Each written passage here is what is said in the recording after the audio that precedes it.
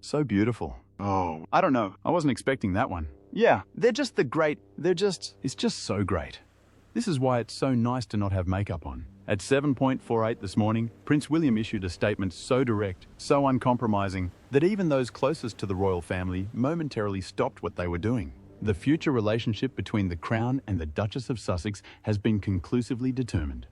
There will be no pathway for return. 19 words that didn't simply close a door. They sealed it permanently. The statement that shattered silence. The confirmation arrived without the usual diplomatic softening that typically cushions royal announcements. It came through Kensington Palace's official channel, bearing William's name directly, a rarity that immediately signaled the gravity of what was being said. Within seconds, the statement began its journey across the world, lighting up newsrooms, vibrating phones, and triggering a cascade of reactions that stretched from London to Los Angeles. What made this moment so profoundly different from every previous royal statement about the Sussexes was not just the finality of the language, it was who delivered it. William had remained strategically silent through years of controversy, allowing the institution to speak through carefully crafted palace bulletins. But today, he stepped forward personally. And when the future king speaks in his own voice about a matter this sensitive, the world understands immediately that something irreversible has occurred. BBC interrupted its scheduled programming within 3 minutes. The anchor, a veteran royal correspondent who had covered the family for nearly 30 years, read the statement twice before looking directly into the camera and saying simply, "This is unprecedented. The Prince of Wales has just confirmed that Meghan will never return to the royal fold in any capacity." The weight of those words hung in the studio air like frost. Sky News pulled together an emergency panel. Analysts sat in stunned silence for a moment before one of them, a former palace press secretary, spoke what everyone was thinking. William doesn't speak unless the matter is beyond negotiation. This isn't a warning. This isn't a boundary. This is a verdict. Across the Atlantic, where the East Coast was just beginning to stir in the pre-dawn darkness, news alerts lit up millions of screens. CNN's breaking banner scrolled with stark simplicity. Prince William confirms no return for Meghan Markle. CBS described it as the most definitive royal statement in modern memory. And on social media, within 15 minutes of release, the confirmation had been shared more than 200,000 times. Outside Kensington Palace, journalists who had been stationed there for routine coverage found themselves suddenly at the centre of a historic moment. One reporter, standing in the cold December morning air, described the scene to her camera crew. "You can feel it in the atmosphere here. This isn't speculation anymore. This isn't palace insiders suggesting possibilities. This is William, the future king, personally confirming that a former working royal will never be welcomed back. That has never happened before, not in this way." Inside the palace walls, senior staff moved through their duties with an almost eerie calm. They had known this confirmation was coming. They had helped draft the language, refine the tone, and prepare for the inevitable storm that would follow. But seeing it released, seeing William's name attached to words that would fundamentally alter the monarchy's relationship with one of its most controversial figures brought a sobering clarity to the day. What struck many observers, particularly those who had covered the royal family through decades of scandal and reconciliation, was the absence of any hedge language. Previous statements about the Sussexes had always included phrases like, "at this time," or "currently," or "under present circumstances." This one contained none of that. It stated plainly that there would be no pathway for return using future tense that eliminated any possibility of reinterpretation. For older viewers in Britain, especially those who remembered the tumultuous Diana years and the eventual reconciliations that followed various royal crises, William's confirmation felt almost shocking in its permanence. The monarchy had always left doors slightly ajar, always maintained the possibility that time and circumstance could heal what conflict had broken. But not today. Today, William had personally ensured that this particular door would remain closed, locked, and never reopened. In the United States, where Meghan's story had always carried deeper cultural resonance, the reaction was immediate and divided. Morning show hosts debated whether William's confirmation was justified institutional protection or cruel family rejection. Social media erupted with both support and condemnation. But beneath the noise, one truth was undeniable. The future King of England had just publicly, personally, and permanently severed any possibility of Meghan's return to royal life. What exactly had pushed William to take this extraordinary step? What pressures, provocations, and breaking points had accumulated to force a man known for his careful deliberation to speak so directly? So finally, the answer lies not in a single moment, but in months of escalating tension that finally reached a threshold even William's legendary patience could no longer absorb. The pressure that built through autumn. To understand why William felt compelled to issue today's confirmation, we must look back at the autumn months of 2024, when a series of escalating pressures converged to create a situation the palace could no longer manage through silence or diplomacy. Because William's statement this morning was not an impulsive reaction, it was the culmination of careful deliberation pushed to its breaking point. Throughout September and October, Catherine had become increasingly troubled by a pattern she could no longer dismiss as coincidence. Every time she launched a major initiative, every time she appeared at a significant engagement, articles would surface within days suggesting internal conflict, staff dissatisfaction, or personal struggles. The articles never cited credible sources. They relied instead on vague phrases like palace insiders, those close to the situation, but their timing was too precise to be accidental. During a private meeting at Kensington Palace in early November, Catherine finally voiced her concern directly to William. "Someone is coordinating this," she said quietly, reviewing a timeline that showed 10 separate negative articles appearing within 48 hours of her major announcements over the previous 3 months. This isn't organic media coverage. This is strategic interference. William had suspected as much for weeks, but hearing Catherine articulate it with such clarity hardened something inside him. His wife had spent years building a reputation grounded in service, dignity, and genuine commitment to causes she cared deeply about.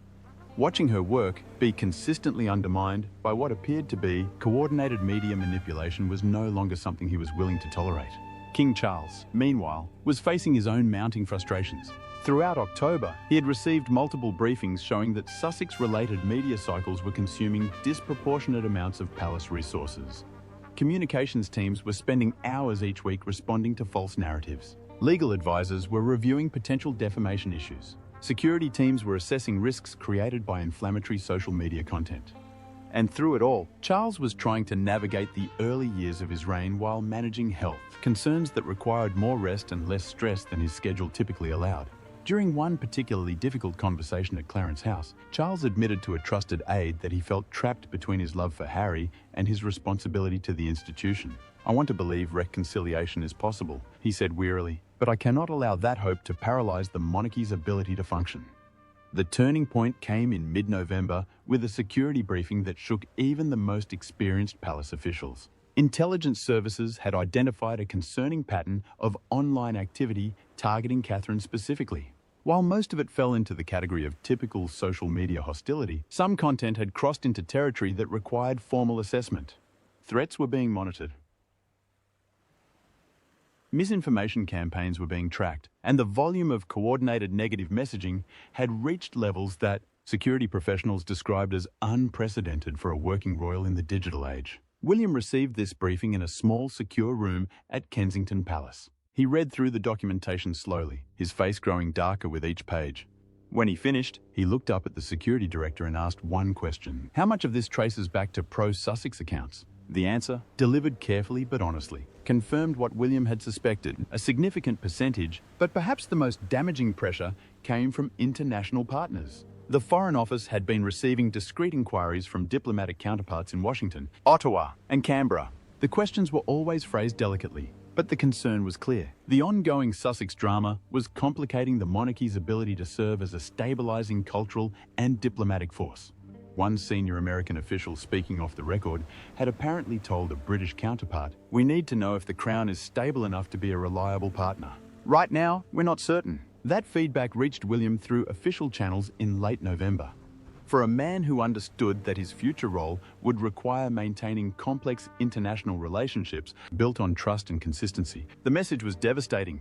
The Sussex situation wasn't just creating tabloid headlines anymore. It was undermining Britain's soft power on the world stage. Anne, observing all of this with her characteristic clear-eyed pragmatism, finally told William directly what she had been thinking for months. "You cannot protect everyone. At some point, you must choose between the individual who keeps creating instability and the institution that serves millions. That choice should not be difficult." As November drew toward December, William found himself surrounded by evidence that could no longer be ignored. Coordinated attacks on his wife, strain on his father's health, security concerns that required constant monitoring, diplomatic complications that threatened Britain's international standing. Each pressure point alone might have been manageable. Together, they formed a picture that demanded decisive action. Έτσι, καθώς ο χειμώνας έφτανε στο Λονδίνο και το παλάτι προετοιμαζόταν για αυτό που θα έπρεπε να είναι μια ειρηνική εορταστική περίοδο, ο Γουλιέλμος πήρε την απόφασή του. Ο καιρός για την ελπίδα ότι οι συνθήκες θα βελτιωνόντουσαν είχε περάσει. Η ώρα για τη χάραξη μόνιμων ορίων είχε φτάσει. Οι 4 αποφάσεις που οδήγησαν εδώ. Η πορεία προς την επικύρωση του Ουίλιαμ σήμερα το πρωί δεν διαμορφώθηκε από μία μόνο δραματική στιγμή, αλλά από 4 κρίσιμες αποφάσεις που ελήφθησαν κατά τη διάρκεια 6 εβδομάδων. Κάθε απόφαση βασιζόταν στην προηγούμενη, η καθεμία οδηγώντας το παλάτι πιο κοντά στην μία αναστρέψιμη δήλωση που δημοσιεύθηκε στις 7,48 σήμερα. Η πρώτη απόφαση ελήφθη από την πριγκίπισσα Άννα κατά τη διάρκεια μιας ιδιωτικής συνάντησης με τον Ουίλιαμ στα μέσα Οκτωβρίου. Συναντήθηκαν στη βιβλιοθήκη του Windsor, ένα δωμάτιο όπου η Άννα συχνά συμβούλευε τον Ουίλιαμ σε δύσκολες περιόδους της ζωής του. Δεν άμπλυνε το μήνυμά της. «Ο θεσμός απαιτεί επίσημα όρια», του είπε, «όχι προτάσεις, χωρίς ελπίδα βελτίωσης. Επίσημα, τεκμηριωμένα, νομικά ορθά όρια που δεν μπορούν να παρερμηνευθούν ή να αποτελέσουν αντικείμενο διαπραγμάτευσης». Η Άννα εξήγησε τη συλλογιστική της με την ακρίβεια που είχε καθορίσει τις δεκαετίες βασιλικής της θητείας. Χωρίς σαφή όρια. Υποστήριξε. Κάθε μελλοντική αλληλεπίδραση με τη Σάσεξ θα μετατρεπόταν σε διαπραγμάτευση. Κάθε δήλωση θα αναλύεται για κρυμμένα νοήματα. Κάθε σιωπή θα ερμηνεύεται είτε ως αδυναμία είτε ως εχθρότητα. Ο μόνος τρόπος για να τερματιστεί ο κύκλος ήταν να καθοριστεί επίσημα και δημόσια ποια σχέση θα υπάρχει και ποια όχι στο μέλλον. Ο Ουίλιαμ άκουγε προσεκτικά. Η οπτική γωνία της Άννας είχε βαρύτητα, όχι επειδή ήταν αυστηρή, αλλά επειδή είχε δίκιο. Η μοναρχία είχε περάσει 4 χρόνια διαχειριζόμενη την κατάσταση στο Σάσεξ αντιδραστικά, ανταποκρινόμενη σε κάθε νέα εξέλιξη καθώς προέκυπτε. Αυτή η προσέγγιση είχε δημιουργήσει συνεχή αστάθεια. Η Άννα πρότεινε κάτι διαφορετικό, μια προληπτική σαφήνεια που θα έβαζε τέλος στην ασάφεια μια για πάντα. Η δεύτερη απόφαση προήλθε από την νομική ομάδα του παλατιού στις αρχές Νοεμβρίου.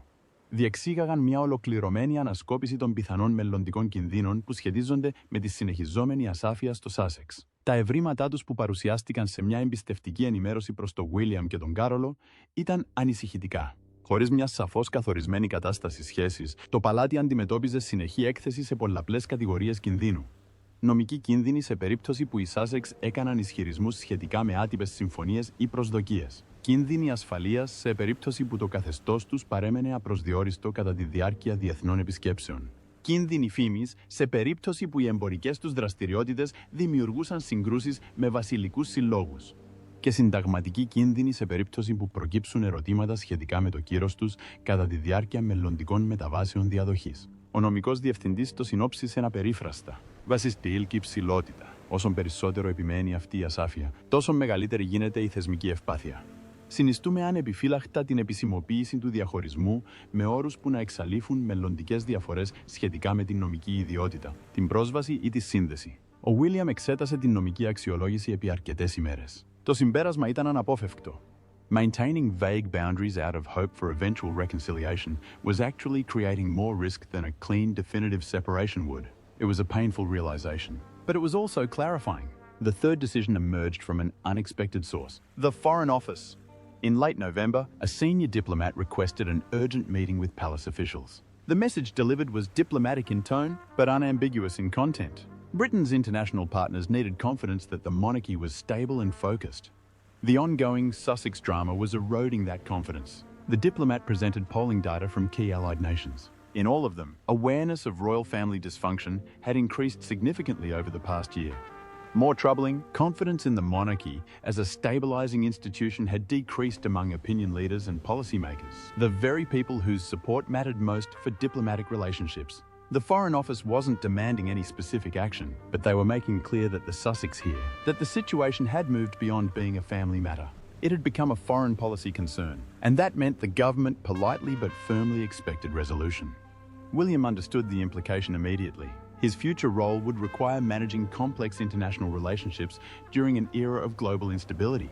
If diplomatic partners questioned whether he could manage his own family dynamics, they would question whether he could be trusted with larger responsibilities.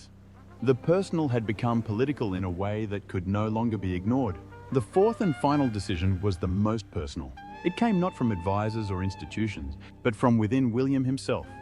Throughout November, he had watched Catherine navigate increasingly hostile media coverage with grace and strength. He had watched his father struggle under the weight of unresolved family conflict while trying to establish his reign. He had watched his children grow up in an atmosphere where their family was constantly dissected by strangers. And at some point during those long November weeks, William reached a threshold he had not known existed until he crossed it. He realized that his responsibility to protect his immediate family, his wife and children, had to take precedence over his hope for reconciliation with his brother and sister-in-law. It was not a choice he wanted to make, but it was a choice circumstances had forced upon him. During a private conversation with Catherine in late November, he voiced what he had finally accepted. "I cannot fix this," he told her, "and continuing to try is harming the people I can protect." Catherine, who had never once asked him to choose, simply took his hand and nodded. She understood what that admission had cost him. These 4 decisions, each one building upon the others, created the foundation for what William would confirm this morning. Anne had provided the strategic framework. The legal team had provided the institutional justification. The Foreign Office had provided the diplomatic necessity, and William himself had provided the personal resolve. By the time December arrived, the decision was no longer whether to act, but how to communicate what had already been determined. The emergency summit, the meeting that would finalize William's confirmation, took place on the evening of December 1st, inside a small private study at Windsor Castle. The room was cold, despite the fire burning in the hearth, and the December darkness pressed against the windows like something tangible. This was not a gathering of the full royal family. This was a strategic council, limited to those who would have to defend and implement whatever decision emerged. William arrived first, as he often did. He carried a single folder containing the draft statement his team had prepared. He had read it countless times over the previous 48 hours, refining words, testing implications, ensuring that every phrase carried exactly the meaning he intended. This statement would have his name attached to it. It would define his approach to family conflict for the rest of his reign. It had to be right. Charles entered quietly, looking older than he had just weeks earlier. The weight of the decision ahead showed in his face, in the way he moved, in the heaviness of his breathing. He sat without speaking, and William recognized immediately that his father was struggling. This was not merely an institutional decision for Charles. It was a father watching his son's relationship become irreparable, and knowing he could not stop it. Princess Anne arrived next, her presence as steady as winter stone. She had advocated for this moment longer than anyone. She believed deeply and without reservation that institutions survived only when they protected themselves from continuous disruption. Personal feelings, however valid, could not be allowed to paralyze necessary action. Then Catherine entered, and her presence shifted something in the room. She rarely participated in these strategic meetings. Her role had always been to support William privately while maintaining public focus on her own work. But tonight, William had asked her to be here, and she had agreed, understanding that whatever was decided would affect not just the institution, but their family directly. William opened the meeting with characteristic directness. "Before we proceed, I need everyone to understand that the decision we make tonight will be permanent. There will be no softening later, no revisiting it when emotions cool. This must be final." Charles shifted uncomfortably, but said nothing. Anne nodded once, her expression unchanged. Catherine remained still, her hands folded in her lap, her gaze steady. William continued, "I have reviewed every alternative: private communication through intermediaries, formal mediation, gradual boundary setting, time-based reassessment. None of them address the core problem, which is that the current ambiguity creates constant instability that affects our ability to function." He slid the draft statement across the table. Charles read it slowly, then passed it to Anne, who read it more critically before passing it to Catherine. When all three had reviewed it, silence settled over the room. Catherine spoke first, her voice quiet but clear. "This will hurt Harry deeply. You know that." William met her eyes. "I do know that, but I also know that continuing as we have been hurts you, hurts our children, and hurts the institution my father has entrusted to us. I cannot keep choosing the possibility of reconciliation over the reality of protection." Charles's voice, when he finally spoke, was thick with emotion. "William, I understand the necessity, but this feels like closing a door that should remain open, however slightly." "Father," William replied gently, "that door has been used as a weapon. Every time we leave it open, it becomes another opportunity for instability. I am not closing it out of anger. I am closing it because it is the only way to move forward." Anne interjected with her characteristic bluntness. "Charles, you cannot govern a monarchy by hoping family dynamics will magically improve. William is doing what you taught him to do, putting the institution first, even when it costs him personally." The room fell silent again. Catherine reached across the table and gently touched the draft statement. "The language is clear," she said. "It doesn't attack anyone. It simply states what will be. That is the right approach." Charles leaned back in his chair, his eyes closed briefly. When he opened them, he looked at his eldest son with an expression that carried decades of complicated history. "You have my support," he said quietly. "Not because I want this, but because I trust your judgment." William felt something tighten in his chest, but he kept his voice steady. Then we proceed. The statement will be released tomorrow morning at 7:48. It will carry my name directly and it will end the uncertainty. The meeting concluded shortly after. As the others left, William remained in the study staring at the draft statement. In a few hours, these words would reshape his family, his future, and the monarchy's relationship with its most controversial former member. But he had reached the point where certainty, however painful, felt less damaging than continued ambiguity. Catherine paused in the doorway, looking back at her husband. "You are making the right choice," she said softly, "even though it doesn't feel that way." William nodded once, then returned his gaze to the document that would change everything come morning. The confirmation and immediate aftermath at precisely 7:48 on the morning of December 2nd, the statement went live. The future relationship between the Crown and the Duchess of Sussex has been conclusively determined. There will be no pathway for return. Kensington Palace released it simultaneously across all official channels, and within seconds, the world began to react. In California, where night still clung to the coastline, the notification reached Harry's phone at 4:48 in the morning. He woke to the vibration, read the statement in the darkness, and felt something inside him break. This was not palace bureaucracy speaking. This was his brother. His brother, using his own name, personally confirmed that Meghan would never be welcomed back into the family. Sources close to Harry described his reaction as devastated silence. He did not wake Meghan immediately. He simply sat in the dark, holding his phone, trying to process what William had done. When dawn finally came, when he finally showed Meghan the statement, her response was measured. She had prepared herself for many outcomes, but this one, delivered so personally by William, felt like a final judgment she had not fully anticipated. Back in London, the palace machinery moved with practiced efficiency. Communications teams fielded hundreds of inquiries within the first hour. Legal teams confirmed the statement's implications.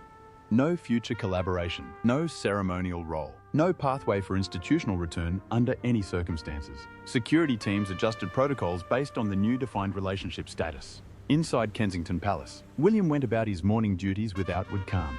Staff who saw him noted that he seemed neither triumphant nor sorrowful. He simply seemed resolved, as if he had crossed a threshold that could not be uncrossed and had accepted the finality of it.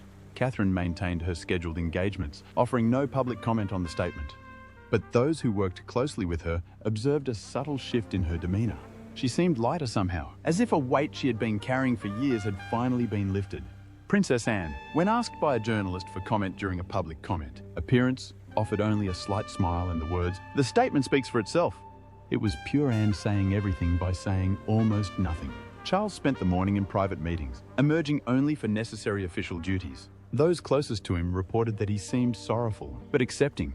He had authorized William's decision, even though it pained him personally, and now he was living with the consequences of that authorization. Across British media, the reaction was swift and largely supportive. Commentators praised William for providing clarity. Editorials argued that the monarchy needed definitive boundaries to function effectively. Even outlets that had been sympathetic to Meghan acknowledged that William's statement ended years of exhausting speculation. In the United States, the response was more conflicted. Morning shows debated whether William had been justified or cruel. Social media erupted with hashtags supporting both positions. But beneath the noise, a consensus emerged. Whatever one's sympathies, William's confirmation had fundamentally altered the landscape. This was no longer a paused relationship. It was a conclusion. By midday, palace officials confirmed that no further statements would be issued. The matter, as far as the Crown was concerned, was closed. Meghan's future would unfold entirely separate from the royal institution. And William, having made the most difficult decision of his public life, had drawn a line that would define his leadership for decades to come. What this means for Meghan's future. As the December daylight faded over London and the full weight of William's confirmation began to settle, a stark reality emerged for Meghan Markle. The future she may have imagined, the one where time and circumstance could eventually heal what conflict had broken, no longer existed. William had not simply closed a door. He had confirmed that no door would ever open again. The practical implications are immediate and severe. Without any formal relationship to the Crown, Meghan loses access to the security coordination that comes with royal association. International travel becomes more complicated. Commercial activities must be navigated without any institutional guidance or protection. And the possibility of participating in any future royal events, even those involving her own children during significant family moments, has been explicitly eliminated. Financial implications follow close behind. While Meghan and Harry have built independent income streams through media deals and public speaking, the complete severing of royal ties removes certain protections and considerations they may have relied upon. Contracts that assumed potential future royal involvement must be reassessed. Partnership opportunities that banked on maintaining some connection to the institution have lost their foundation. But perhaps most significantly, William's confirmation removes any strategic ambiguity Meghan might have used in her own narrative building. She can no longer position herself as someone who might return if circumstances changed. She can no longer suggest that reconciliation remains possible if only the institution would show flexibility. The future king has personally, publicly stated that no pathway exists. That statement becomes the historical record, and no amount of media campaigning can alter it.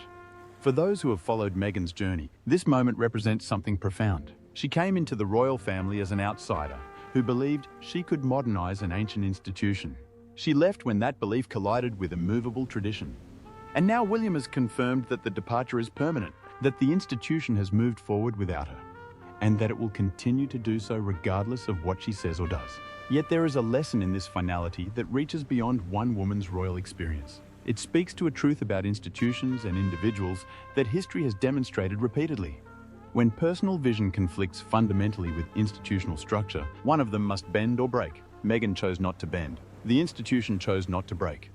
And William, as its future guardian, has confirmed that choice with devastating clarity. From my own perspective, watching this unfold, I find myself thinking about the nature of irreversible decisions. We spend so much of our lives hoping that doors remain open, that possibilities stay alive. That time will heal what conflict has wounded. But sometimes the kindest thing anyone can do is stop pretending reunion is possible and start accepting what actually is. William's confirmation was not an act of cruelty. It was an act of clarity. For years, the ambiguity surrounding Meghan's status created constant turmoil. Every statement was analysed for hidden meanings. Every silence was interpreted through competing narratives. Every family moment was overshadowed by speculation about whether reconciliation might be approaching. That exhausting cycle has now ended. For the monarchy, William's decision marks a turning point in how it handles internal conflict in the modern era. Previous generations might have allowed ambiguity to persist indefinitely, believing that time and discretion would eventually resolve tensions. But William understands that in the digital age, ambiguity is not protective, it is corrosive. And so he has chosen a different path, one that prioritizes institutional stability over personal comfort. For Meghan, the path ahead is now entirely her own to define. She can build a life focused on the causes she cares about, free from institutional constraints, but also free from institutional support. She can tell her story without wondering whether the palace might respond. She can make choices without calculating how they might affect a relationship that no longer exists. That freedom comes with a cost, but it is freedom nonetheless. As December settles over both London and California, one truth stands absolute. William has confirmed what many suspected but few dared to state plainly. Meghan's royal future ended not gradually, but definitively, not with continued negotiation, but with a final verdict. And that verdict, delivered personally by the future king, carries a weight that no amount of time or circumstance will diminish. The lesson for all of us, watching from whatever corner of the world we occupy, is achingly simple. Sometimes the bravest thing a person can do is stop hoping for what cannot be and start building what actually can. William has made that choice for the institution he will one day lead. Meghan must now make it for the life she will continue to live. And all of us, whether we sympathize with one side or the other, must eventually make it in our own lives when faced with doors that will not reopen no matter how long we wait. Thank you for staying with this story to its conclusion. In the end, William's confirmation was not about judgment or punishment. It was about accepting that some separations must be permanent for everyone involved to move forward. The Crown has accepted it. Now the world must accept it too.